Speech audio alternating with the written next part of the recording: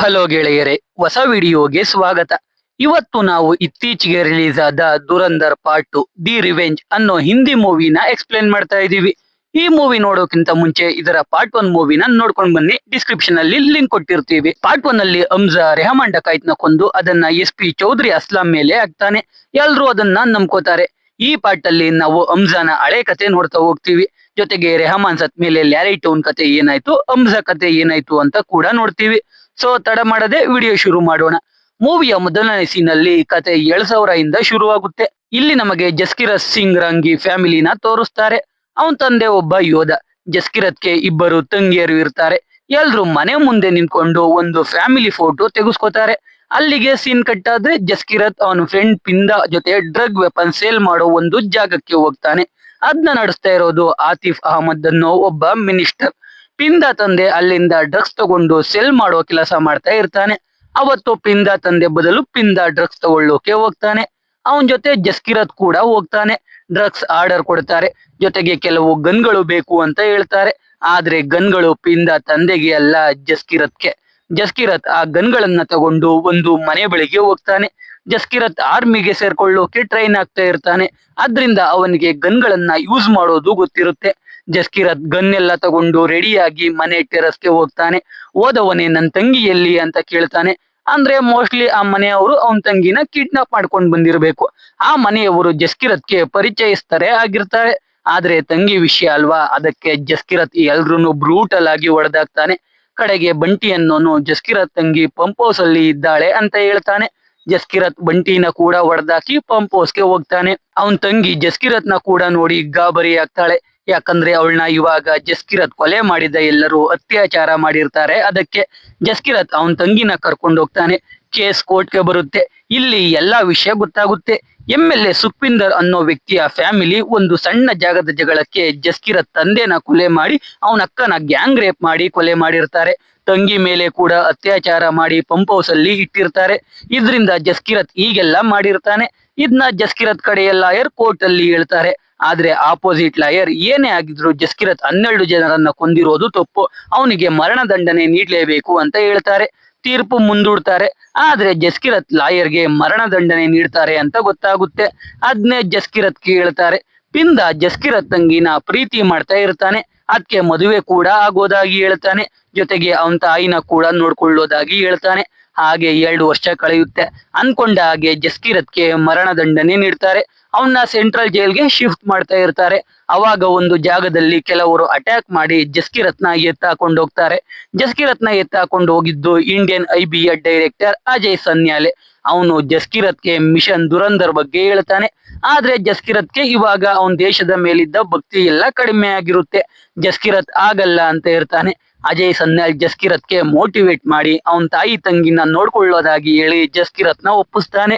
2004ರವರೆಗೆ ಜಸ್ಕಿರತ್ಗೆ training ಕೊಟ್ಟು ಏನೇನ್ ಮಾಡ್ಬೇಕು ಅಂತ ಹೇಳ್ತಾರೆ. ಜೊತೆಗೆ ಅವನ ತಾಯಿ ಅಕೌಂಟ್ಗೆ ಪ್ರತಿ ತಿಂಗಳು 30,000 ದುಡ್ಡು ಹೋಗ್ತಾ ಇದೆ ಅಂತ ಅವನಿಗೆ ಕನ್ಫರ್ಮ್ ಮಾಡಿಸ್ತಾರೆ. ಇದರಿಂದ ಜಸ್ಕಿರತ್ ಪಾಕಿಸ್ತಾನಗೆ ಹೋಗೋಕೆ ರೆಡಿ ಆಗ್ತಾನೆ. ಮೊದಲು ಇಂಡಿಯಾದಿಂದ ಕಾಬೂಲ್ಗೆ ಕಳಿಸ್ತಾರೆ. ಅಲ್ಲಿಂದ ಜಸ್ಕಿರತ್ ಪಾಕಿಸ್ತಾನದ ಕರಾಚಿಯಲ್ಲಿರೋ ಲ್ಯಾರಿ ಟೌನ್ಗೆ ಬಂದಿರ್ತಾನೆ. ಇದನ್ನೆಲ್ಲ ಇವಾಗ ಜಸ್ಕಿರತ್ ಅಲಿಯಾಸ್ ಹಮ್ಜಾ ಆಲಂಬಾಯಿಗೆ ಹೇಳ್ತಾನೆ. ಆಲಂಬಾಯಿ ಹೇಗ್ ಬಂದಿದ್ದು ಅಂತ ಕೇಳ್ತಾನೆ. ಆದ್ರೆ ಆಲಂಬಾಯಿ ಟೈಮ್ ಬಂದಾಗ ಹೇಳ್ತೀನಿ ಬಿಡು ಅಂತಾನೆ. ಇವಾಗ ಅಜಯ್ ಸನ್ಯಾಲ್ಗೆ ರೆಹಮಾನ್ ಡಕಾಯಿತ್ ಸತ್ತಿರೋ ವಿಷಯ ಗೊತ್ತಾಗುತ್ತೆ. ಒಂದ್ ಕಡೆ ರೆಹಮಾನ್ ಡಕಾಯಿತ್ನ ಅಂತ್ಯ ಸಂಸ್ಕಾರ ಮಾಡ್ತಾ ಇದ್ರೆ, ಇನ್ನೊಂದ್ ಕಡೆ ಲ್ಯಾರಿನ ಆಳೋಕೆ ಅರ್ಷದ್ ಪಪ್ಪು ರೆಡಿ ಆಗ್ತಾನೆ. ಮತ್ತೊಂದ್ ಕಡೆ ಮೇಜರ್ ಇಕ್ಬಾಲ್ ಅಸ್ಲಾಂನ ಭೇಟಿ ಆಗ್ತಾನೆ. ರೆಹಮಾನ್ ಡಕಾಯಿತ್ ಸತ್ತಿರೋದ್ರಿಂದ ಇವಾಗ ಮೇಜರ್ ಇಕ್ಬಾಲ್ಗೆ ವೆಪನ್ಗಳು ಸಿಕ್ಕಿರಲ್ಲ. ಅದಕ್ಕೆ ಅಸ್ಲಾಂನ ರೆಹಮಾನ್ನ ಯಾಕೆ ಕೊಲೆ ಮಾಡ್ದೆ ಅಂತ ಕೇಳ್ತಾನೆ. ಅದಕ್ಕೆ ಅಸ್ಲಾಂ ಬಡೆ ಸಾಬ್ ಹೇಳಿದ್ಕೆ ಕೊಲೆ ಮಾಡ್ದೆ ಅಂತಾನೆ. ಈ ಬಡೆ ಸಾಬ್ ಯಾರು ಅಂತ ತೋರಿಸಿಲ್ಲ. ರೆಹಮಾನ್ ತಮ್ಮ ಮತ್ತೆ ಬಡೆ ಸಾಬ್ ತಮ್ಮ ನೂರ್ಗೂ ಒಂದು ಜಾಗದ ವಿಷಯಕ್ಕೆ ಜಗಳ ಆಗಿರುತ್ತೆ. ಅವ್ರ ಮಧ್ಯೆ ರೆಹಮಾನ್ ಬಂದಿರ್ತಾನೆ. ಅದಕ್ಕೆ ಬಡೆ ಸಾಬ್ ರೆಹಮಾನ್ಗೆ ಬೈದಿರ್ತಾನೆ. ಆ ಕೋಪದಲ್ಲಿ ರೆಹಮಾನ್ ಬಡೆ ಸಾಬ್ ತಮ್ಮ ನೂರ್ನ ಕಿಡ್ನಾಪ್ ಮಾಡಿ ಕೊಲೆ ಮಾಡಿರ್ತಾನೆ. ಅದಕ್ಕೆ ಬಡೆ ಸಾಬ್ ರೆಹಮಾನ್ನ ಕೊಲ್ಲೋಕೆ ಹೇಳ್ದ ಅಂತ ಅಸ್ಲಾಂ ಹೇಳ್ತಾನೆ. ಇದನ್ನೆಲ್ಲ ಮೇಜರ್ ಇಕ್ಬಾಲ್ ನಂಬ್ಕೋತಾನೆ. ಈ ಕಡೆ ಉಜೈರ್ನ ಇವಾಗ ರೆಹಮಾನ್ ಸಿಂಹಾಸನದಲ್ಲಿ ಕೂರಿಸ್ತಾರೆ. ಉಜೈರ್ SP ಅಸ್ಲಾಂನ ಕೊಲ್ಲೋಕೆ ಅವನ್ ಕಡೆಯವ್ರಿಗೆ ಹೇಳ್ತಾನೆ. ಅವಾಗ ಹಮ್ಜಾ SP ನ ಕೊಲ್ಲೋಕೆ ಆಗಲ್ಲ. ಅವನ್ ಜೊತೆ ರೇಂಜರ್ಸ್ ಇರ್ತಾರೆ. SP ಗೆ ರೆಹಮಾನ್ ಬಾಯ್ ಲೊಕೇಶನ್ ಹೇಳಿದ ವ್ಯಕ್ತಿನ ಕೊಲ್ಬೇಕು ಅಂತ ಹೇಳ್ತಾನೆ. ಅದ್ಯಾರು ಅಂದಾಗ ಅಲ್ಲಿಗೆ ರಿಜ್ವಾನ್ ಬರ್ತಾನೆ. ರಿಜ್ವಾನ್ ಕೂಡ ಇಂಡಿಯಾ ಸ್ಪೈ. ಅವನು ರೆಹಮಾನ್ ಕೊಲೆ ಆಗೋಕೆ ಅರ್ಷದ್ ಪಪ್ಪುನೇ ಕಾರಣ ಅಂತ ಹೇಳ್ತಾನೆ. ಇವಾಗ ಮೊದಲು ಅರ್ಷದ್ ಪಪ್ಪುನ ಹೊಡೆದಾಕ್ಬೇಕು ಅಂತ ಡಿಸೈಡ್ ಆಗ್ತಾರೆ. ಅಲ್ಲಿಂದ ಲ್ಯಾರಿ ಗ್ಯಾಂಗ್ ವಾರ್ ಶುರು ಆಗುತ್ತೆ.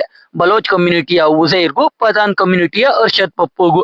ಇದ್ರ ಮಧ್ಯೆ SP ಅಸ್ಲಂ ಆಪರೇಷನ್ ಲ್ಯಾರಿ ಶುರು ಮಾಡ್ತಾನೆ. ಅವನು ಕೂಡ ಅರ್ಷದ್ ಪಪ್ಪು ಕಡೆಯವ್ರನ್ನ ಹೊಡೆದಾಕ್ತಾ ಇರ್ತಾನೆ. ಆದ್ರೆ ಅರ್ಷದ್ ಪಪ್ಪು ಯಾರಿಗೂ ಗೊತ್ತಿಲ್ಲದೆ ಇರೋ ಲೊಕೇಶನ್ ಅಲ್ಲಿ ಇರ್ತಾನೆ. ಅದಕ್ಕೆ ಜಮೀಲ್ ಅರ್ಷದ್ಗೆ ಕಾಲ್ ಮಾಡಿ ಲೊಕೇಶನ್ ತಿಳ್ಕೊಳ್ಳೋಕೆ ಟ್ರೈ ಮಾಡ್ತಾನೆ. ಆದ್ರೆ ಅರ್ಷದ್ ಬಾಯ್ ಬಿಡಲ್ಲ. ಏನೇ ಮಾಡಿದ್ರು ಅರ್ಷದ್ ಸಿಗಲ್ಲ. ಅದಕ್ಕೆ ಇಡೀ ಲ್ಯಾರಿ ಟೌನ್ಗೆ ಬೆಂಕಿ ಇಡ್ತಾರೆ. ಅರ್ಷದ್ ಕಡೆಯ ಶಾಪ್ಗಳನ್ನೆಲ್ಲ ಸುಟ್ಟಾಕ್ತಾರೆ. ಇದ್ರಿಂದ ಅರ್ಷದ್ಗೆ ಭಯ ಶುರು ಆಗುತ್ತೆ. ಪಕ್ಕ ತಗಲಾಕೊಳ್ತೀನಿ ಅಂತ ಅನ್ಸಿ ಜಮೀಲ್ಗೆ ಕಾಲ್ ಮಾಡ್ತಾನೆ. ಜಮೀಲ್ ಅರ್ಷದ್ಗೆ ನನ್ನ ಮಿಲ್ಕ್ ಫ್ಯಾಕ್ಟರಿಗೆ ಹೋಗು, ಸೇಫ್ ಆಗಿರ್ಬೋದು ಅಂತ ಹೇಳ್ತಾನೆ. ಅರ್ಷದ್ ಮಿಲ್ಕ್ ಫ್ಯಾಕ್ಟರಿಗೆ ಹೋದ್ರೆ ಅಲ್ಲಿ ಆಲ್ರೆಡಿ ಹಮ್ಜಾ ಉಸೈರ್ ಇರ್ತಾರೆ. ಅರ್ಷದ್ಗೆ ಚೆನ್ನಾಗಿ ಹೊಡೆದು ಅವನ್ನ ಜೀಪ್ಗೆ ಕಟ್ಕೊಂಡು ಲ್ಯಾರಿ ಟೌನ್ಗೆ ಬರ್ತಾರೆ. ಜನಗಳ ಮುಂದೆನೆ ಉಸೈರ್ ಅರ್ಷದ್ ತಲೆ ಕತ್ತರಿಸಿ ಅದ್ರಲ್ಲಿ ಫುಟ್ಬಾಲ್ ಆಡ್ತಾನೆ. ಅದನ್ನ ನೋಡಿ ಎಲ್ಲ ಭಯ ಪಡ್ತಾ ಇರ್ತಾರೆ. ಲ್ಯಾರಿ ಟೌನ್ ಅಲ್ಲಿ ಗ್ಯಾಂಗ್ ವಾರ್ ಆಗ್ತಾ ಇರೋದಕ್ಕೆ PAP ಪಾರ್ಟಿ ಪ್ರೆಸಿಡೆಂಟ್ ಜಾರ್ವಾರಿ ಏನ್ ಮಾಡೋದು ಅಂತ ಮೇಜರ್ ಇಕ್ಬಾಲ್ ನ ಕೇಳ್ತಾನೆ. ಅವನು SP ಜೊತೆ ಸೇರಿ ಒಂದು ಪ್ಲಾನ್ ಮಾಡಿರ್ತಾನೆ. ಜನಗಳ ಅಟೆನ್ಷನ್ ಡೈವರ್ಟ್ ಮಾಡೋಕೆ ಬಲೋಚ್ ಕಮ್ಯುನಿಟಿಯ ಒಂದೆರಡು ಕಾಲೇಜ್ ಹುಡುಗರನ್ನ ಎನ್ಕೌಂಟರ್ ಮಾಡಿ ಕೇಸ್ ಕ್ಲೋಸ್ ಮಾಡೋಣ ಅಂತ ಹೇಳ್ತಾರೆ. ಜಾರ್ವಾರಿ ಸರಿ ಅಂತಾನೆ. ಆಮೇಲೆ ಉಸೈರ್ಗೆ ಏನ್ ಮಾಡೋದು ಅಂದಾಗ ಜಮೀಲ್ ಉಸೈರ್ನ ಯಾವ್ದಾದ್ರು ಕೇಸ್ ಹಾಕಿ ಜೈಲಿಗೆ ಹಾಕೋಣ, ಆಮೇಲೆ ಅಲ್ಲೇ ಕೊಲೆ ಮಾಡೋಣ, ಅದ್ರಿಂದ ಯಾರಿಗೂ ನಮ್ಮ ಮೇಲೆ ಡೌಟ್ ಬರಲ್ಲ ಅಂತಾನೆ. ಅದಕ್ಕೂ ಜಾರ್ವಾರಿ ಒಪ್ಕೋತಾನೆ. ಮೊದಲು SP ಅಸ್ಲಾಂ ಬಲೋಚ್ ಕಮ್ಯುನಿಟಿಯ 4 ಜನ ಹುಡುಗರನ್ನ ಎತ್ತಾಕೊಂಡು ಹೋಗಿ ಎನ್ಕೌಂಟರ್ ಮಾಡ್ಬಿಡ್ತಾನೆ. ಅದ್ರಲ್ಲಿ ಶಿರಾನಿ ಮೊಮ್ಮಗ ಕೂಡ ಇರ್ತಾನೆ. ಅದು ಗೊತ್ತಿದ್ದೇ SP ಅವನ್ನ ಎತ್ತಾಕೊಂಡು ಹೋಗಿ ಎನ್ಕೌಂಟರ್ ಮಾಡಿರ್ತಾನೆ. ಇನ್ನೊಂದ್ ಕಡೆ ಉಸೈರ್ ಮೇಲೆ ಅರೆಸ್ಟ್ ವಾರೆಂಟ್ ಇಶ್ಯೂ ಆಗುತ್ತೆ. ಅದಕ್ಕೆ ಜಮೀಲ್ ಉಸೈರ್ಗೆ ದುಬೈಗೆ ಹೋಗೋಕೆ ಹೇಳ್ತಾನೆ. ಆದ್ರೆ ಉಸೈರ್ ಜಮೀಲ್ ಮಾತನ್ನ ಕೇಳ್ತಾ ಇರಲ್ಲ. ಹಮ್ಜಾ ಉಸೈರ್ನ ಒಪ್ಪಿಸಿ ದುಬೈಗೆ ಕಳಿಸ್ತಾನೆ. ಅಲ್ಲಿರೋ ಪೊಲೀಸರಿಗೆ ಹಾಕೊಟ್ಟು ಅರೆಸ್ಟ್ ಕೂಡ ಮಾಡಿಸ್ತಾನೆ. ಇದೆಲ್ಲ ಹಮ್ಜಾ ಲ್ಯಾರಿಗೆ ಕಿಂಗ್ ಆಗೋಕೆ ಜಮೀಲ್ ಜೊತೆ ಸೇರಿ ಮಾಡಿರೋ ಪ್ಲಾನ್ ಆಗಿರುತ್ತೆ. ಅದು ಸಕ್ಸಸ್ಫುಲ್ ಕೂಡ ಆಗುತ್ತೆ. ಇವಾಗ ಹಮ್ಜಾ ಹೋಗಿ ರೆಹಮಾನ್ ಡಕಾಯ್ತ್ನ ಚೇರ್ ಮೇಲೆ ಕೂತ್ಕೋತಾನೆ. ಲ್ಯಾರಿಗೆ ಕಿಂಗ್ ಆಗ್ತಾನೆ. ಇವಾಗ ಹಮ್ಜಾಗೆ ಅಸ್ಲಾಂ ಹುಡುಗರನ್ನ ಕೊಂದಿರೋ ವಿಷಯ ಗೊತ್ತಾಗಿ ಕೋಪ ಬರ್ತಾ ಇರುತ್ತೆ. ಆದ್ರೆ ಏನು ಮಾಡೋಕೆ ಆಗಲ್ಲ. ಇವಾಗ ಹಮ್ಜಾ PAP ಪಾರ್ಟಿಯ ಜಾರ್ವಾರಿಗೆ ಸಪೋರ್ಟ್ ಮಾಡೋದು ಬೇಡ ಅಂತ ಡಿಸೈಡ್ ಆಗಿ ಮುಸ್ಲಿಂ ಮೂವ್ಮೆಂಟ್ ಪಾರ್ಟಿಯ ನವಾಬ್ ಶಾಫಿಕ್ ಜೊತೆ ಕೈ ಜೋಡಿಸ್ತಾನೆ. ಜಮೀಲ್ ಕೂಡ ಪಾರ್ಟಿ ಚೇಂಜ್ ಮಾಡಿ MMP ಪಾರ್ಟಿ ಸೇರ್ಕೋತಾನೆ. ಕನಾನಿ ಬ್ರದರ್ಸ್ MMPಗೆ ಫಂಡಿಂಗ್ ಮಾಡೋಕೆ ಒಪ್ಕೋತಾರೆ. ಇದರಿಂದ ನೆಕ್ಸ್ಟ್ ಎಲೆಕ್ಷನ್ ಅಲ್ಲಿ MMP ಪಾರ್ಟಿ ಗೆಲ್ಲುತ್ತೆ, PAP ಪಾರ್ಟಿ ಸೋಲುತ್ತೆ. ಎಲ್ಲ ಹಮ್ಜಾ ಅನ್ಕೊಂಡ ಹಾಗೇನೆ ಆಗ್ತಾ ಇರುತ್ತೆ. ಹಮ್ಜಾ ಹೋಗಿ ಶಿರಾನಿನ ಭೇಟಿ ಆಗ್ತಾನೆ. ಏನೇ ಬೇಕಿದ್ರು ನನ್ನ ಕೇಳಿ ಸಹಾಯ ಮಾಡ್ತೀನಿ ಅಂತಾನೆ. ಇವಾಗ ಎಲಿನ ಪ್ರೆಗ್ನೆಂಟ್ ಆಗಿರ್ತಾಳೆ. ಹಾಗೆ ಹಮ್ಜಾಗೆ ಒಂದು ಗಂಡ್ ಮಗು ಕೂಡ ಆಗುತ್ತೆ. ನ್ಯೂಸ್ ಅಲ್ಲಿ ಹಮ್ಜಾನ ನೋಡ್ತಾ ಇಂಡಿಯಾದಲ್ಲಿ ಅಜಯ್ ಸನ್ಯಾಲ್ ಖುಷಿ ಪಡ್ತಾ ಇರ್ತಾನೆ. ಈ ಕಡೆ ಮೇಜರ್ ಇಕ್ಬಾಲ್ ಮನೆಗೆ ಹೋಗ್ತಾನೆ. ಅವನಿಗೆ ಒಬ್ಬಳು ಹ್ಯಾಂಡಿಕ್ಯಾಪ್ ಮಗಳು ಇರ್ತಾಳೆ. ಅವಳಂದ್ರೆ ಇಕ್ಬಾಲ್ಗೆ ಇಷ್ಟ ಇರುತ್ತೆ. ಆದ್ರೆ ಅವನಪ್ಪ ಬ್ರಿಗೇಡಿಯರ್ ಜಹಾಂಗೀರ್ಗೆ ಇಕ್ಬಾಲ್ ಕೈಲಿ ಒಂದ್ ಗಂಡ್ಮಗು ಉಡ್ಸೋಕೆ ಆಗಿಲ್ಲ ಅಂತ ಯಾವಾಗ್ಲೂ ಇಕ್ಬಾಲ್ಗೆ ಬೈತಾ ಇರ್ತಾನೆ. ಅದು ತುಂಬಾ ಕೆಟ್ಟದಾಗಿ. ಇದನ್ನೆಲ್ಲ ಇಕ್ಬಾಲ್ಗೆ ಕೇಳೋಕೆನೆ ಆಗ್ತಾ ಇರಲ್ಲ. ಈ ಕಡೆ ಹಮ್ಜಾನ ಇವಾಗ ಶೇರೆ ಬಲೋಚ್ ಅಂತ ಕರೆಯೋಕೆ ಶುರು ಮಾಡ್ತಾರೆ. ಅಂದ್ರೆ ಬಲೋಚ್ ಕಮ್ಯುನಿಟಿಯ ಸಿಂಹ ಅಂತ. ಹಮ್ಜಾ ಜೊತೆ ರಿಜ್ವಾನ್ ಕೂಡ ಇರ್ತಾನೆ. ಇವಾಗ ಇಕ್ಬಾಲ್ ಹಮ್ಜಾನ ಮೀಟ್ ಮಾಡ್ತಾನೆ. ಅವನ್ನ ಕರ್ಕೊಂಡು ಬಡೇ ಸಾಬ್ ಮನೆಗೆ ಹೋಗ್ತಾನೆ. ಬಡೇ ಸಾಬ್ ಬೇರೆ ಯಾರು ಅಲ್ಲ, ದಾವೂದ್ ಇಬ್ರಾಹಿಂ. ಅವನು ಕನಾನಿ ಬ್ರದರ್ಗೆ ಉತ್ತರ ಪ್ರದೇಶದಲ್ಲಿ ನಡೆಯೋ ಎಲೆಕ್ಷನ್ಗೆ ಆತಿಫ್ ಅಹಮದ್ಗೆ 60,000 ಕೋಟಿ ಫೇಕ್ ಕರೆನ್ಸಿ ಕಳ್ಸೋಕೆ ಹೇಳ್ತಾನೆ. ಏನೇ ಆದ್ರೂ UP ಅವ್ರ ಕೈ ಕೆಳಗೇನೆ ಇರಬೇಕು ಅಂತ ಪ್ಲಾನ್ ಮಾಡ್ತಾ ಇರ್ತಾರೆ. ಜೊತೆಗೆ ಪಂಜಾಬ್ ಅಲ್ಲಿ ಗಲಭೆಗಳನ್ನ ಶುರು ಮಾಡೋಕೆ ಹೇಳ್ತಾನೆ. ಅದಕ್ಕೆ ಹಮ್ಜಾಗೆ ವೆಪನ್ಗಳು ಡ್ರಗ್ಸ್ ಎಲ್ಲ ರೆಡಿ ಮಾಡೋಕೆ ಹೇಳ್ತಾರೆ. ಆದ್ರೆ ಹಮ್ಜಾ ನಾನು ಡ್ರಗ್ಸ್ ಎಲ್ಲ ಕೊಡಲ್ಲ ಅಂತಾನೆ. ಆದ್ರೆ ಬಡೇ ಸಾಬ್ ನಾವ್ ಹೇಳಿದ್ನ ಮಾಡ್ಲೇಬೇಕು ಅಂತಾನೆ. ಹಮ್ಜಾಗೆ ಬೇರೆ ದಾರಿ ಇಲ್ದೆ ಒಪ್ಕೋತಾನೆ. ಈ ಎಲ್ಲಾ ವಿಷಯನ ಹಮ್ಜಾ ಹೋಗಿ ಆಲಂ ಬಾಯ್ಗೆ ಹೇಳ್ತಾನೆ. ಮಾರನೇ ದಿನವೇ ಡ್ರಗ್ಸ್ ಖರೀದಿ ಮಾಡೋಕೆ ಪಂಜಾಬ್ ಇಂದ ಕೆಲವರು ಬರ್ತಾರೆ. ಅವ್ರನ್ನ ರಿಸೀವ್ ಮಾಡ್ಕೊಳ್ಳೋಕೆ ಕನಾನಿ ಬ್ರದರ್ ಜೊತೆ ಹಮ್ಜಾ ಕೂಡ ಹೋಗಿರ್ತಾನೆ. ಪಂಜಾಬ್ ಇಂದ ಬಂದವರಲ್ಲಿ ಹಮ್ಜಾ ಫ್ರೆಂಡ್ ಪಿಂದಾ ಕೂಡ ಇರ್ತಾನೆ. ಆದ್ರೆ ಪಿಂದಾ ಹಮ್ಜಾನ ಗುರ್ತಿಡಿಯಲ್ಲ. ಅಲ್ಲಿಂದ ಎಲ್ರು ಮೇಜರ್ ಇಕ್ಬಾಲ್ ನ ಭೇಟಿ ಆಗೋಕೆ ಹೋಗ್ತಾರೆ. ಅವನು ಜರೂರ್ ಮಿಸ್ಟ್ರಿ ಅನ್ನೋ ವ್ಯಕ್ತಿಯ ಮನೆಗೆ ಕರ್ಕೊಂಡು ಹೋಗ್ತಾನೆ. ಈ ಜರೂರ್ ಮಿಸ್ಟ್ರಿನೇ 1999ರಲ್ಲಿ ಇಂಡಿಯನ್ ಫ್ಲೈಟ್ ನ ಹೈಜಾಕ್ ಮಾಡಿದ್ದು. ಅದು ಹಮ್ಜಾಗೆ ಗೊತ್ತಿರುತ್ತೆ. ಅವನ ಇವಾಗ ಡ್ರಗ್ಸ್ ನ ಪಿಂದಾಗೆ ಕೊಡ್ತಾ ಇರೋದು. ಸುಮಾರು 150 ಕೋಟಿ ಮಾಲನ್ನ ಕೊಡೋದಾಗಿ ಜರೂರ್ ಹೇಳ್ತಾನೆ. ರಾತ್ರಿ ಹೊತ್ತಿಗೆ ಮಾಲು ಅಸ್ಲಾಂ ಮುಖಾಂತರ ಹಮ್ಜಾ ಮನೆಗೆ ಬರುತ್ತೆ. ಅಲ್ಲಿಂದ ಇಂಡಿಯಾಗೆ ಕಳಿಸ್ತೀವಿ ಅಂತ ಇಕ್ಬಾಲ್ ಹೇಳ್ತಾನೆ. ಪಿಂದಾ ಇಕ್ಬಾಲ್ಗೆ ಪಾಕಿಸ್ತಾನ ತೋರ್ಸೋಕೆ ಕೇಳ್ತಾನೆ. ಆದ್ರೆ ಇಕ್ಬಾಲ್ ನನ್ಗೆ ಬೇರೆ ಕೆಲಸ ಇದೆ, ಹಮ್ಜಾ ನಿಮ್ನ ನೋಡ್ಕೋತಾನೆ ಅಂತಾನೆ. ಅದಕ್ಕೆ ಹಮ್ಜಾ ಅವನ್ ಮನೆಯಲ್ಲೇ ಒಂದು ಪಾರ್ಟಿ ಅರೇಂಜ್ ಮಾಡ್ತಾನೆ. ಅಲ್ಲಿಗೆ ಪಿಂದ ಅವನ್ ಜೊತೆ ಬಂದಿದ್ದ ಪಂಜಾಬ್ ಅವರು ಎಲ್ರು ಹೋಗ್ತಾರೆ. ಜಮೀಲ್, SP, ಅಸ್ಲಾಂ ಎಲ್ರು ಬರ್ತಾರೆ. ಆಲಂಬಾಯಿ ಕೂಡ ಇರ್ತಾನೆ. ಆಲಂಬಾಯಿ ಹಂಜಾಗೆ ಒಂದು ರಿಂಗ್ ಕೊಡ್ತಾರೆ. ಈ ರಿಂಗ್ ಏನು ಅಂತ ಮುಂದೆ ಗೊತ್ತಾಗುತ್ತೆ, ಹಾಗೆ ನೆನ್ಪಲ್ಲಿ ಇಟ್ಕೊಂಡಿರಿ. ಇಲ್ಲಿ SP ಜಮೀಲ್ಗೆ ಉಜೈರ್ನ ಪಾಕಿಸ್ತಾನಗೆ ಕರ್ಕೊಂಡ್ ಬರ್ತಾ ಇದ್ದಾರೆ ಅಂತ ಹೇಳ್ತಾನೆ. ಅದಕ್ಕೆ ಜಮೀಲ್ ಏರ್ಪೋರ್ಟ್ ಇಂದ ಜೈಲಿಗೆ ಹೋಗೋ ದಾರಿಲೇ ಉಜೈರ್ ಕತೆನ ಮುಗಿಸಿ ಅಂತ ಹೇಳ್ತಾನೆ. ಅವಾಗ ಪಿಂದ ವಾಶ್ರೂಮ್ಗೆ ಹೋಗ್ಬೇಕು ಅಂತ ಹಂಜಾನ ಕರ್ಕೊಂಡು ಹೋಗ್ತಾನೆ. ಇಲ್ಲಿ ಪಿಂದ ಹಂಜಾನ ಜಸ್ಕಿರತ್ ಅಂತ ಕರೀತಾನೆ. ಅಂದ್ರೆ ಪಿಂದ ಹಂಜಾನ ಗುರ್ತಿಡ್ದಿರ್ತಾನೆ. ಹಂಜಾ ಪಿಂದಾಗೆ ಡ್ರಗ್ಸ್ ಎಲ್ಲ ತಗೊಂಡ್ ಹೋಗ್ಬೇಡ ಅಂತ ವಾರ್ನಿಂಗ್ ಕೊಡ್ತಾನೆ. ಆದ್ರೆ ಪಿಂದ ಅವನ್ ಮಾತ್ ಕೇಳಲ್ಲ. ಯಾವ್ದೋ ಡ್ರಗ್ ನ ಕೈಗೆ ಇಂಜೆಕ್ಟ್ ಮಾಡ್ಕೋತಾನೆ. ಅವಾಗ ಹಂಜಾ ಅವನಿಗೆ ದೆವ್ವದ ತರ ಕಾಣಿಸ್ತಾ ಇರ್ತಾನೆ. ಅದಕ್ಕೆ ಹಂಜಾ ಜೊತೆ ಫೈಟ್ ಮಾಡಿ ಇಂಜೆಕ್ಷನ್ ಚುಚ್ಚೋಕೆ ಹೋಗ್ತಾನೆ. ಆದ್ರೆ ಹಂಜಾ ಅದನ್ನ ಪಿಂದ ಕಣ್ಣಿಗೆನೆ ಚುಚ್ತಾನೆ. ಆಮೇಲೆ ಪಿಂದ ಜಾರಿ ಬಿದ್ದು ಅವನ್ ತಲೆ ಬಾತ್ ಟಬ್ಗೆ ಹೊಡ್ಕೊಂಡು ಸತ್ತೇ ಹೋಗ್ತಾನೆ. ಹಂಜಾ ಏನ್ ಮಾಡೋದು ಅಂತ ಗಾಬರಿ ಆಗ್ತಾನೆ. ಈಚೆ ಎಲ್ರು ಪಾರ್ಟಿ ಮಾಡ್ತಾ ಇರ್ತಾರೆ. ಹಂಜಾ ಸುಮ್ನೆ ಹೋಗಿ ಪಾರ್ಟಿ ಜಾಯ್ನ್ ಆಗ್ತಾನೆ. ಆಮೇಲೆ ವಾಶ್ರೂಮ್ಗೆ ಹೋದ ಪಂಜಾಬ್ ಹುಡುಗರು ಪಿಂದ ಸತ್ತಿರೋದು ನೋಡಿ ಕೂಗ್ತಾರೆ. ಎಲ್ರು ಓಡೋಗ್ತಾರೆ. ನೋಡಿದ್ರೆ ಆಲಂಬಾಯಿ ಅಲ್ಲೇ ಇರ್ತಾನೆ. ಪಿಂದನ ಅವನೇ ಕೊಂದಿರೋದು ಅಂತ ಹೇಳ್ತಾನೆ. ಇಲ್ಲಿ ಆಲಂಬಾಯಿ ಇಂಡಿಯನ್ ಏಜೆಂಟ್ ಅಂತ ಗೊತ್ತಾಗುತ್ತೆ. ಅಲ್ಲಿಗೆ ಹಂಜಾ ಬಂದು ಆಲಂಬಾಯಿನ ಶೂಟ್ ಮಾಡಿ ಸಾಯಿಸ್ಬಿಡ್ತಾನೆ. ಯಾಕಂದ್ರೆ ಪಾಕಿಸ್ತಾನದವ್ರ ಕೈಲಿ ಚಿತ್ರಹಿಂಸೆ ಪಟ್ಟು ಸಾಯೋದ್ ಬೇಡ ಅಂತ ಹಂಜಾನೇ ಸಾಯಿಸಿ ನಮ್ ಮನೆಗೆ ಬಂದು ನಮ್ ಗೆಸ್ಟ್ನೇ ಸಾಯಿಸಿದ್ದಾನೆ, ಇವ್ರ ಬಾಡಿನ ಸುಟ್ಟಾಕಿ ಅಂತಾನೆ. ಎಲ್ಲ ಮುಗಿದ್ಮೇಲೆ ಹಂಜಾ ಆಲಂಬಾಯಿ ಜ್ಯೂಸ್ ಅಂಗಡಿಗೆ ಹೋಗ್ತಾನೆ. ಇಲ್ಲಿ ಒಂದು ಫ್ಲಾಶ್ ಬ್ಯಾಕ್ ತೋರಿಸ್ತಾರೆ. ಪಿಂದ ಸತ್ತಾಗ ವಾಶ್ರೂಮ್ ಅಲ್ಲಿ ಹಂಜಾ ಏನ್ ಮಾಡೋದು ಅಂತ ಯೋಚನೆ ಮಾಡೋವಾಗ ಅಲ್ಲಿಗೆ ಆಲಂಬಾಯಿ ಬಂದಿರ್ತಾನೆ. ಅವನೇ ಹಂಜಾನ ಸೇಫ್ ಮಾಡೋಕೆ ಆ ಕೊಲೆನ ಅವನ್ ಮೇಲೆ ಹಾಕೊಳ್ಳೋದಾಗಿ ಹೇಳಿ ಹಂಜಾನ ಈಚೆ ಕಳಿಸಿರ್ತಾನೆ. ಇದನ್ನೆಲ್ಲ ಇವಾಗ ಹಂಜಾ ನೆನ್ಸ್ಕೊಂಡು ಅಳ್ತಾನೆ. ಈ ಕಡೆ ಅಸ್ಲಾಂಗೆ ಹಂಜಾ ಆಲಂಬಾಯಿನ ಸಾಯಿಸಿದ್ಕೆ ಡೌಟ್ ಬರುತ್ತೆ. ಯಾಕಂದ್ರೆ ಮೊದ್ಲು ಹಂಜಾ ಆಲಂಬಾಯಿ ಜ್ಯೂಸ್ ಅಂಗಡಿಯಲ್ಲೇ ಅಲ್ವಾ ಕೆಲಸ ಮಾಡಿದ್ದು, ಅದಕ್ಕೆ ಹಂಜಾ ಮೇಲೆ ಡೌಟ್ ಬರುತ್ತೆ. ಆದ್ರೆ ಹಂಜಾ ಪವರ್ಫುಲ್ ಆಗಿರೋದ್ರಿಂದ ಅವನ್ ಮನೆ ರೇಡ್ ಮಾಡೋಕೆ ಆಗಲ್ಲ. ಅದಕ್ಕೆ ಓಮರ್ಗೆ ಜ್ಯೂಸ್ ಅಂಗಡಿ ಚೆಕ್ ಮಾಡೋಕೆ ಹೇಳ್ತಾನೆ. ಇದನ್ನೆಲ್ಲ ಎಲ್ಲಿನ ಕೇಳಿಸ್ಕೊತಾಳೆ. ಅವಳಿಗೂ ಹಂಜಾ ಮೇಲೆ ಡೌಟ್ ಬಂದು ಹಂಜಾ ಸೂಟ್ ಕೇಸ್ ನ ಚೆಕ್ ಮಾಡ್ತಾಳೆ. ಅದ್ರಲ್ಲಿ ಒಂದು ಡೈರಿಲಿ ಹಂಜಾ ಯಾರ್ಯಾರನ್ನ ಕೊಲ್ಬೇಕು ಅಂತ ಬರ್ಕೊಂಡಿರ್ತಾನೆ. ಅದ್ನೆಲ್ಲ ನೋಡಿ ಎಲಿನಾಗೆ ಹಂಜಾ ಇಂಡಿಯನ್ ಸ್ಪೈ ಅಂತ ಗೊತ್ತಾಗ್ಬಿಡುತ್ತೆ. ಹಂಜಾ ಮನೆಗೆ ಬರ್ತಾನೆ. ಎಲಿನ ಕೇಳಿದಾಗ ಎಲ್ಲ ನಿಜ ಹೇಳ್ತಾನೆ. ಆ ಡೈರಿಯಲ್ಲಿರೋ ಎಲ್ರೂನು ಕೊಂದು ಇಂಡಿಯಾಗೆ ವಾಪಸ್ ಹೋಗ್ತೀನಿ ಅಂತ ಹೇಳ್ತಾನೆ. ಟೆರರಿಸ್ಟ್ ಗಳಿಂದ ತುಂಬಾ ಜನ ಸತ್ತಿದ್ಕೆ ಎಲಿನಾಗೆ ಹಂಜಾ ಮಾಡ್ತಾ ಇರೋದು ಕರೆಕ್ಟ್ ಅನ್ಸಿ ಆ ವಿಷಯನ ಯಾರಿಗೂ ಹೇಳ್ದೆ ಇರೋದಕ್ಕೆ ಒಪ್ಕೊಳ್ತಾಳೆ. ಜೊತೆಗೆ ಅಸ್ಲಾಂಗೆ ಡೌಟ್ ಬಂದಿದೆ ಅಂತ ಹೇಳ್ತಾಳೆ. ಹಂಜಾ ಅಸ್ಲಾಂ ಕಥೆಯನ್ನ ಮುಗಿಸೋಕೆ ಡಿಸೈಡ್ ಆಗ್ತಾನೆ. ಅದಕ್ಕೆ ಶಿರಾನಿನ ಭೇಟಿ ಆಗ್ತಾನೆ. ಅಸ್ಲಾಂನ ಮುಗಿಸೋಕೆ ಸಹಾಯ ಕೇಳ್ತಾನೆ. ಶಿರಾನಿ ಮೊಮ್ಮಗನನ್ನ ಅಸ್ಲಾಂ ಎನ್ಕೌಂಟರ್ ಮಾಡಿರ್ತಾನಲ್ಲ, ಅದಕ್ಕೆ ಶಿರಾನಿ ಎಲ್ಪ್ ಮಾಡೋಕೆ ಒಪ್ಕೋತಾನೆ. ಮಾರನೇ ದಿನ ಅಸ್ಲಾಂ ಉಜೈರ್ನ ಎತ್ತೋಕೆ ಹೋಗೋದ್ರಲ್ಲಿ ಇರ್ತಾನೆ. ಅವಾಗ ಹಂಜಾ ಕಾಲ್ ಮಾಡಿ ಮೇನ್ ರೋಡ್ ಅಲ್ಲಿ ಹೋಗ್ಬೇಡಿ, ಸೇಫ್ ಇಲ್ಲ, ಬೇರೆ ರೂಟ್ ಅಲ್ಲಿ ಹೋಗಿ ಅಂತಾನೆ. ಅಸ್ಲಾಂಗೆ ಹಂಜಾ ಅವನ್ನ ಕೊಲ್ಲೋಕೆ ಪ್ಲಾನ್ ಮಾಡಿದ್ದಾನೆ ಅಂತ ಗೊತ್ತಾಗುತ್ತೆ. ಅದಕ್ಕೆ ಅವನ್ ಸಬಾರ್ಡಿನೇಟ್ ಓಮರ್ನ ಹಂಜಾ ಹೇಳಿದ ರೂಟ್ ಅಲ್ಲಿ ಕಳಿಸ್ತಾನೆ. ಅಸ್ಲಾಂ ಉಜೈರ್ನ ಎತ್ತೋಕೆ ಮೇನ್ ರೋಡ್ ಅಲ್ಲೇ ಹೋಗ್ತಾನೆ. ಆದ್ರೆ ಶಿರಾನಿ ಕಡೆಯ ಸೂಸೈಡ್ ಬಾಂಬರ್ ಕರೆಕ್ಟ್ ಆಗಿ ಅಸ್ಲಾಂ ಕಾರ್ಗೆ ಆಕ್ಸಿಡೆಂಟ್ ಮಾಡ್ತಾನೆ. ಬಾಂಬ್ ಬ್ಲಾಸ್ಟ್ ಆಗುತ್ತೆ. SP ಚೌಧರಿ ಅಸ್ಲಾಂ ಕತೆ ಮುಗಿಯುತ್ತೆ. ಅಸ್ಲಾಂ ಅಂತ್ಯ ಸಂಸ್ಕಾರಕ್ಕೆ ISI ನ ಜನರಲ್ ಹಸನ್ ಕೂಡ ಬಂದಿರ್ತಾನೆ. ಈ ಕಡೆ ಉಜೈರ್ನ ಜೈಲಿಗೆ ಹಾಕ್ತಾರೆ. ಉಜೈರ್ಗೆ ಇನ್ನು ಅವನ್ ಜೈಲಿಗೆ ಹೋಗೋಕೆ ಹಂಜಾನೇ ಕಾರಣ ಅಂತ ಗೊತ್ತಿರಲ್ಲ.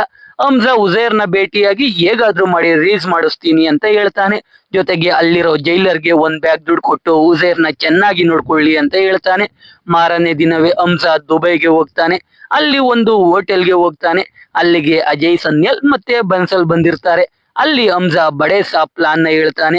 ಆತಿಫ್ ಅಹಮದ್ ನ UP ಯಲ್ಲಿ ಲೀಡರ್ ಮಾಡೋಕೆ 60,000 ಕೋಟಿ ಫೇಕ್ ಕರೆನ್ಸಿ ಕಳಿಸ್ತಾ ಇರೋ ವಿಷಯನ ಹೇಳ್ತಾನೆ. ಇದನ್ನ ಕೇಳಿ ಅಜಯ್ ಹೋಮ್ ಮಿನಿಸ್ಟರ್ ಮತ್ತೆ ಪ್ರೈಮ್ ಮಿನಿಸ್ಟರ್ ಜೊತೆ ಮಾತಾಡ್ತಾನೆ. ಇಲ್ಲಿ ಮೋದಿಜಿ ಸರ್ ಯಾಗ ಹಾಕ್ಬಿಡ್ತಾರೆ. ದುಡ್ಡು ಇಂಡಿಯಾಗೆ ಬರೋ ಮುಂಚೆನೆ 500 ರೂಪಾಯಿ ಮತ್ತೆ 1000 ರೂಪಾಯಿ ನೋಟ್ಗಳನ್ನ ಬ್ಯಾನ್ ಮಾಡಿ ಬಿಸಾಕ್ತಾರೆ. ಅಂದ್ರೆ ಇವಾಗ 60,000 ಕೋಟಿ ದುಡ್ಡು ಬಂದ್ರು ವೇಸ್ಟೆ. ಇದು ಗೊತ್ತಾಗಿ ಕನಾನಿ ಬ್ರದರ್ಗೆ ತಲೆ ಕೆಡುತ್ತೆ. ಹಂಜಾಗೆ ಕಾಲ್ ಮಾಡ್ತಾನೆ.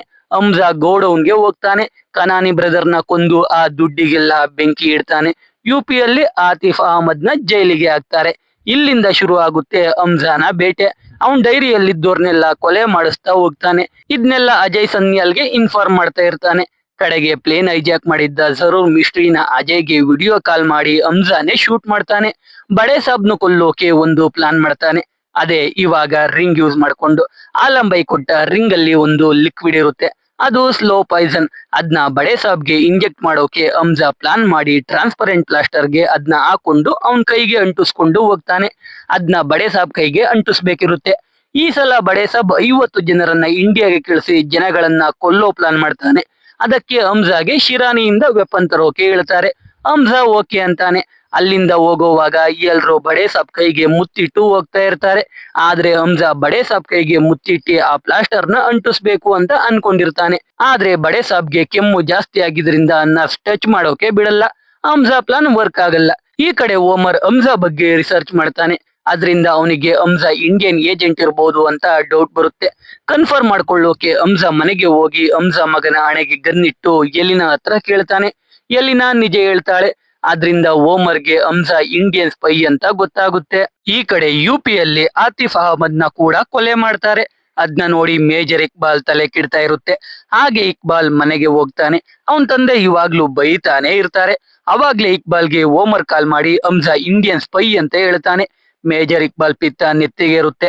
ಅದೇ ಕೋಪದಲ್ಲಿ ಅವನ್ ತಂದೆನ ನೀರಲ್ಲಿ ಮುಳುಗಿಸಿ ಸಾಯಿಸೇ ಬಿಡ್ತಾನೆ. ಹಂಸಾನ ಕೂಡ ಕೊಂದು ಅವನ್ ತಲೆಯನ್ನ ನೇತಾಕ್ಬೇಕು ಅಂತ ಡಿಸೈಡ್ ಆಗ್ತಾನೆ. ಮಾರನೇ ದಿನ ಹಂಸಾ ವೆಪನ್ ಡೆಲಿವರಿ ಕೊಡೋಕೆ ಬರ್ತಾನೆ. ಡೆಲಿವರಿ ಕೊಡ್ತಾನೆ. ಎಲ್ಲ ಮದ್ರಸದ ಅಂಡರ್ ಗ್ರೌಂಡ್ ಗೆ ತಗೊಂಡೋಗ್ತಾರೆ. ಇಕ್ಬಾಲ್ ದುಡ್ಡು ಕೊಡ್ತಾನೆ. ಅದನ್ನ ತಗೊಂಡು ರಿಜ್ವಾನ್ ಕಾರ್ ಹತ್ರ ಬಂದು ಚೆಕ್ ಮಾಡಿದ್ರೆ ಅದ್ರಲ್ಲಿ ಖಾಲಿ ಪೇಪರ್ಗಳು ಇರುತ್ತೆ. ರಿಜ್ವಾನ್ ಅದನ್ನ ಹೇಳೋಕೆ ಅಂತ ಮತ್ತೆ ಒಳಗೆ ಹೋದ್ರೆ ಮದ್ರಸ ಡೋರ್ ನ ಕ್ಲೋಸ್ ಮಾಡ್ತಾರೆ. ರಿಜ್ವಾನ್ ವಾಪಸ್ ಕಾರ್ ಹತ್ರ ಬರ್ತಾನೆ. ಈ ಕಡೆ ಇಕ್ಬಾಲ್ ಹಾಗೆ ಮಾತಾಡ್ತಾ ಹಂಸಾಗೆ ಚಾಕುವಲ್ಲಿ ಚುಚ್ಬಿಡ್ತಾನೆ. ಹಾಗೆ ಹಂಸಾಗೆ ಸರಿಯಾಗಿ ಹೊಡಿತಾನೆ. ಆದ್ರೆ ಹಂಸಾ ಒದೆ ತಿಂದ್ರು ನಗೋಕೆ ಶುರು ಮಾಡ್ತಾನೆ. ಯಾಕೆ ಅಂತ ಒಂದು ಫ್ಲಾಶ್ ಬ್ಯಾಕ್ ತೋರಿಸ್ತಾರೆ. ಹಂಸಾ ಇಕ್ಬಾಲ್ ಮತ್ತೆ ಇಂಡಿಯಾಗೆ ಹೋಗ್ತಿರೋ ಆ 50 ಜನ ಟೆರರಿಸ್ಟ್ ಗಳನ್ನೆಲ್ಲ ಒಟ್ಟಿಗೆ ಕೊಲ್ಲೋಕೆ ಡಿಸೈಡ್ ಆಗಿರ್ತಾನೆ.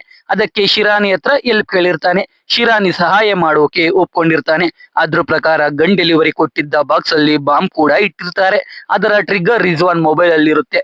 ರಿಜ್ವಾನ್ ಕರೆಕ್ಟ್ ಟೈಮ್ಗೆ ಟ್ರಿಗರ್ ನ ಪ್ರೆಸ್ ಮಾಡ್ತಾನೆ. ಬೂಮ್, ಎಲ್ಲ ಬ್ಲಾಸ್ಟ್ ಆಗುತ್ತೆ. ಜೊತೆಗೆ ಶಿರಾನಿ ಕಡೆ ಅವರು ರೇಂಜರ್ಸ್ ರೀತಿ ಯೂನಿಫಾರ್ಮ್ ಹಾಕೊಂಡಿರ್ತಾರೆ. ಎಲ್ಲಾ ಕಡೆ ಕವರ್ ಆಗಿರ್ತಾರೆ. ರಿಜ್ವಾನ್ ಕೂಡ ಮಷಿನ್ ಗನ್ ತಗೊಂಡು ಶೂಟ್ ಮಾಡೋಕೆ ಶುರು ಮಾಡ್ತಾನೆ. ಅಲ್ಲಿಗೆ ಶಿರಾನಿ ಕೂಡ ಬರ್ತಾನೆ. ಆ ಏರಿಯಾ ಪೂರ್ತಿ ಫೈರಿಂಗ್ ಆಗ್ತಾ ಇರುತ್ತೆ. ಇಕ್ಬಾಲ್ ಹಂಸಾಗೆ ಹೊಡೆದು ಈಚೆ ಬಂದು ಕಾರ್ ಮೇಲೆ ನಿಂತ್ಕೊಂಡು ಫೈರಿಂಗ್ ಮಾಡ್ತಾ ಇರ್ತಾನೆ. ಹಂಸಾ ಕೂಡ ಈಚೆ ಬಂದು ಡೈರೆಕ್ಟ್ RPG ತಗೊಂಡು ಇಕ್ಬಾಲ್ ಕಡೆ ಶೂಟ್ ಮಾಡ್ತಾನೆ. ಇಕ್ಬಾಲ್ ಹೇಗೋ ಎಸ್ಕೇಪ್ ಆಗಿ ಓಡೋಗ್ತಾನೆ. ಹಂಸಾ ಅವನ ಅಟ್ಟಾಡಿಸ್ಕೊಂಡು ಹೋಗಿ ಅವನ್ ಕಾಲ್ ಕಟ್ ಮಾಡಿ ಸೀಮೆ ಎಣ್ಣೆ ಟ್ಯಾಂಕರ್ ಒಳಗೆ ಹಾಕಿ ಬೆಂಕಿ ಇಟ್ಟು ಬ್ಲಾಸ್ಟ್ ಮಾಡ್ತಾನೆ. ಅವಾಗ ನಿಜವಾದ ರೇಂಜರ್ಸ್ ಬಂದು ಹಂಸಾನ ಅರೆಸ್ಟ್ ಮಾಡ್ತಾರೆ. ISI ನ ಜನರಲ್ ಹಸನ್ ನೇತೃತ್ವದಲ್ಲಿ ಹಂಸಾಗೆ ಚಿತ್ರ ಹಿಂಸೆ ಕೊಡ್ತಾ ಇರ್ತಾರೆ. ಅವನ ಜೊತೆ ಇರೋರ್ ಹೆಸರನ್ನ ಬಾಯ್ ಬಿಡ್ಸೋಕೆ. ಆದ್ರೆ ಹಂಸಾ ಬಾಯ್ ಬಿಡ್ತಾ ಇರಲ್ಲ. ಅವಾಗ ಹಸನ್ಗೆ ಅಜಯ್ ಸನ್ಯಾಲ್ ಕಾಲ್ ಮಾಡಿ ಹಂಸಾನ ರಿಲೀಸ್ ಮಾಡೋಕೆ ಕೇಳ್ತಾನೆ. ಆದ್ರೆ ಹಸನ್ ಆಗಲ್ಲ ಅಂತ ಇರ್ತಾನೆ. ಅವಾಗ ಅಜಯ್ ಹಸನ್ಗೆ ಒಂದು ವಿಡಿಯೋ ಕಳಿಸ್ತಾನೆ. ಅದ್ರಲ್ಲಿ ಹಸನ್ ಇಸ್ರೇಲಿಯನ್ಸ್ಗೆ ಪಾಕಿಸ್ತಾನದ ನ್ಯೂಕ್ಲಿಯರ್ ವೆಪನ್ ಗಳ ಬಗ್ಗೆ ಡೀಟೇಲ್ಸ್ ಇರೋ ಫೈಲ್ ಕೊಡ್ತಾ ಇರೋದು ಇರುತ್ತೆ.